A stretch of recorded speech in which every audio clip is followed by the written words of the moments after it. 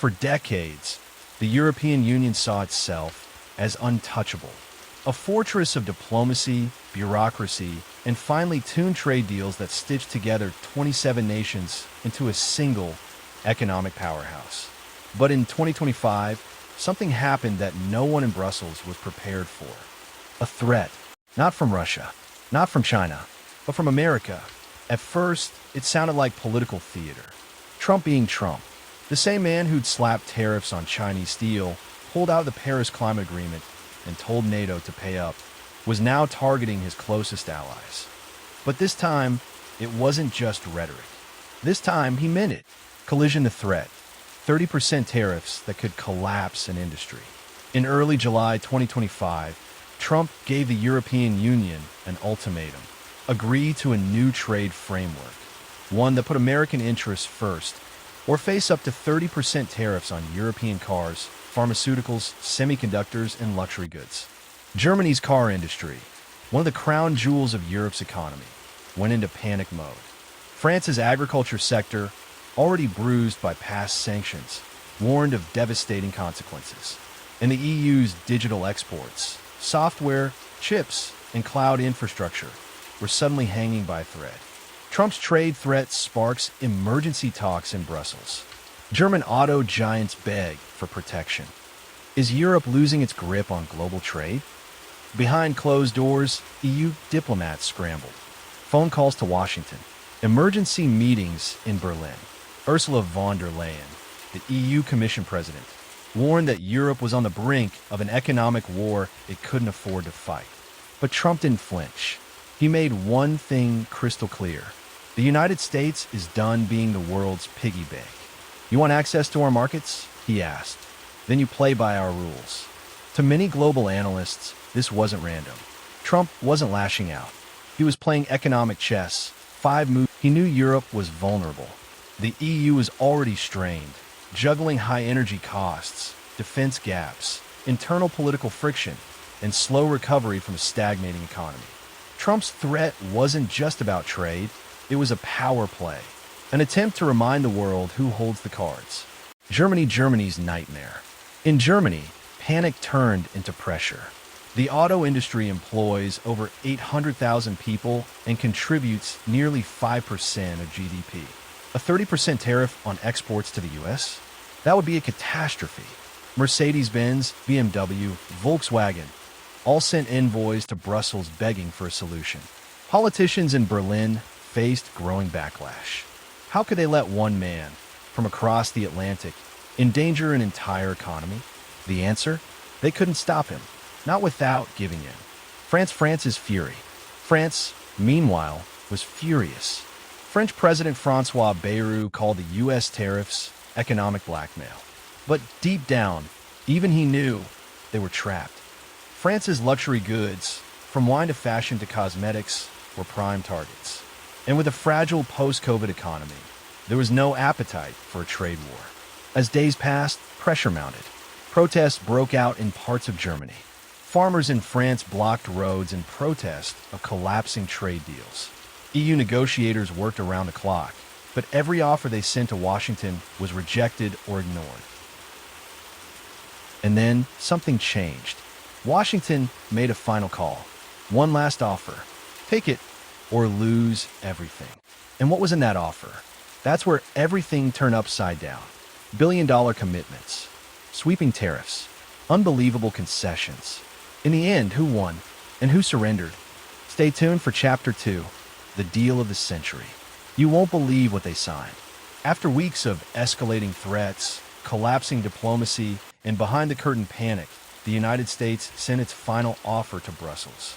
It wasn't just a proposal, it was an ultimatum. And when the European leaders opened the document, their silence said everything. This was not a negotiation. This was a restructuring of power. Briefcase the contents of the deal, a weaponized agreement. At its core, the agreement looked simple. The U.S. would reduce its tariff threat, but not without exacting a high price. Small blue diamond, 15% flat tariff. Trump agreed to lower the proposed 30% tariffs to a flat 15% across most EU goods, including cars, industrial tech, consumer electronics, and pharmaceuticals. To Brussels, this was a relief, but also a humiliation. They'd hoped to return to pre-2016 levels, close to 1.5%. But instead, they were locked into a decade-long tariff system twice as heavy as anything seen in modern transatlantic trade. Small blue diamond, zero-for-zero zones. In a surprising twist, some sectors were carved out as zero-for-zero, tariff-free zones. Aircraft components, medical devices, nuclear technology. But those zones? They overwhelmingly favored U.S. manufacturers. Why? Because the EU had already outsourced many of these sectors. America had the leverage, and it used it. Money bagged the real shock. Europe's $1.35 trillion commitment. What came next stunned even insiders. $750 billion in U.S. energy purchases. Europe agreed to purchase $750 billion worth of American energy products, oil, natural gas, nuclear fuel, between now and 2027. That meant American oil workers, U.S. refineries, LNG terminals from Texas to Pennsylvania roaring to life again. It was an energy renaissance wrapped in a trade deal. And for Europe, it was an admission of dependency. They were now more reliant on American energy than ever before. $600 billion in U.S. infrastructure and defense investments. The European Investment Bank and its affiliates agreed to pour $600 billion into American infrastructure and defense contracts by 2028. That meant European taxpayers, unknowingly, were financing the expansion of American defense tech. Lockheed Martin, Boeing, Raytheon, stocks surged. For some Americans, this was poetic justice. They ignored our needs. Now they're paying for our bridges. Faced with outmouth Europe's reaction, defeat behind closed doors. Publicly, EU leaders try to save face. Behind the scenes, rage, frustration, quiet despair. Beirut would later call it a dark day for European autonomy. Germany's Chancellor Friedrich Merz, he called it necessary damage control. Privately, EU lawmakers expressed fear that Trump had permanently shifted the trade balance. Not with war, but with business. President Trump hailed the deal as the biggest trade agreement in American history. His supporters called it genius. His critics were silent. Wall Street reacted instantly. The Dow spiked 500 points. Defense stocks exploded. Energy futures jumped 4% overnight. And across American manufacturing towns that have been left behind for decades, there was new hope. We're finally winning again, one Ohio steelworker said. And this time, the world's paying for it. Brain the strategy unveiled. The brilliance of the deal wasn't just in the numbers, it was in the psychology. Trump offered pain, then sold relief. He created chaos. And then, by comparison, the deal looked like salvation. But it was never even. It was designed to look balanced, while shifting the entire trade axis toward Washington. The EU walked into the room thinking it could negotiate. It walked out realizing it had just signed away leverage for a generation. Locked with key the fine print no one noticed. Buried deep within the deal were clauses that most European citizens never saw. Minimum purchase guarantees. The EU must hit quotas or face penalties. Investment lock-ins. Any EU entity pulling out early would be fined. Currency controls, preventing the EU from using devaluation to compete. In essence, the US wasn't just trading, it was restructuring Europe's ability to fight back. This wasn't just a victory. It was a preemptive strike, without a single missile fired. Faced with open mouth, the global shockwave. China watched in silence. Japan reopened its own trade deal with the US. Canada expressed concern. And the UK? It quietly offered to renegotiate their post-Brexit agreements, just to stay relevant. This deal sent one message to the world. The era of multilateral softness was over. America was done being polite. France accused Germany of folding too quickly. Italy demanded compensation. Eastern European nations, left out of key discussions, called it a betrayal. By noon, 5 different delegations had submitted motions of protest. 3 high-ranking trade officials had resigned, and a secret memo leaked titled, "The American Trap." For decades, Germany's economy had been fueled by automotive exports, especially to the United States. But now, U.S. tariffs made German cars thousands more expensive overnight. We used to ship 500 cars a day. Now we barely do 100. Orders are disappearing. People are scared to go on lunch break. They think their layoff letter will be on the table when they come back. American tariffs didn't just hit big factories. They hit farmers, artisans, small-town economies built over generations. My father built this vineyard with his bare hands after the war, and now it's worthless. We can't export. The U.S. market is closed. My son wants to move to Montreal. He says France is over. As fear spread, so did anger. Populist parties across Europe, long dismissed as fringe, found new life. In Italy, the Europa Libera party surged to 17% in polls in just 2 weeks. In France, a former TV host turned activist named Camille Dufour went viral with a 5-minute speech titled, "We've been sold to the Yankees." She said, "This was not a trade deal. This was colonization by spreadsheet." The clip reached 40 million views in 4 days. But while protests raged in the open, something darker was forming beneath the surface. A network of disgruntled European diplomats, cyber specialists, and trade lawyers quietly formed what they called the Athena Group. Their mission: undermine the deal, exploit its loopholes, and quietly, slowly, reclaim sovereignty. They began targeting weak points in the agreement: currency dependencies, shipping regulations, arbitration technicalities. In their words, "We'll fight with spreadsheets too, but ours will bleed them slowly." At least 2 Athena members were later arrested in Prague on suspicion of leaking U.S. military trade secrets. But the group? It grew.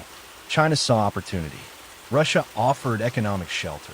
And former EU allies questioned the bloc's strength. The deal, meant to reinforce Western trade, had done the opposite. It cracked open the foundation of unity. As one Polish ambassador said privately, Trump didn't crush the EU with bombs.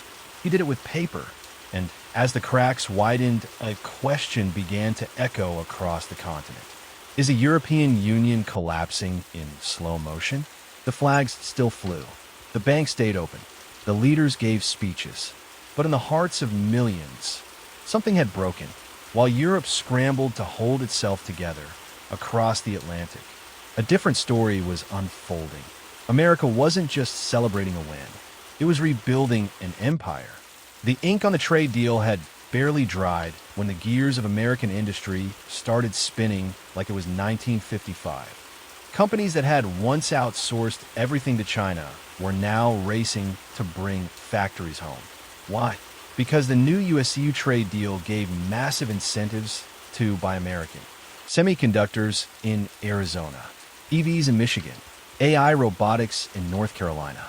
Each new groundbreaking ceremony was more than economic stimulus. It was a statement of dominance. We're not just building back. We're building better, stronger, and American. But this revival wasn't just concrete and steel. It was code, unseen by the public. The real architects of America's resurgence were the tech giants: Google, Palantir, Amazon, Microsoft, all involved in drafting the finer points of the trade deal. AI wasn't just used to optimize supply chains. It was deployed to predict EU weaknesses, monitor global trade flows in real time, and manipulate pricing leverage. We didn't just play hardball. We played with data. We knew how long it would take for a German supply chain to break before they even knew themselves. Palantir, a secretive data analytics firm, was even contracted by the U.S. government to track the economic heartbeat of every European country in real time. Exports, logistics, social unrest chatter on encrypted messaging platforms. It wasn't just a trade war. It was a digital occupation. European sanctions on Russian gas had already pushed the EU toward American liquefied natural gas, LNG. But the New Deal sealed that dependency. The U.S. became the primary energy supplier for Europe, and oil barons in Texas, they celebrated with gold-plated steaks and private jet orders. We're not just fueling America, we're fueling the free world at a premium. With Europe locked into long-term energy contracts, America gained more than cash. It gained leverage. Financially, The ripple effect was just as massive. As confidence in the euro wavered, the US dollar became the world's anchor again. Investors pulled out of European assets and poured capital into American banks, startups, and infrastructure. For the first time in 30 years, the American middle class started to see real wage growth. Home ownership ticked up. Consumer confidence soared. The 2008 ghosts buried. Even longtime allies began to question America's motives. The UK expressed concerns about sovereignty erosion. Canada quietly backed out of 2 joint defense tech projects. And in Germany, the foreign minister publicly declared, the era of trusting Washington is over. Inside the US, the celebration wasn't universal either. If we destroy alliances for profit, are we still leading, or are we just exploiting? What began as an economic strategy was becoming a global philosophical crisis. Can a superpower thrive without allies? Or does it eventually collapse under its own weight? Click the subscribe button to watch out for the concluding part.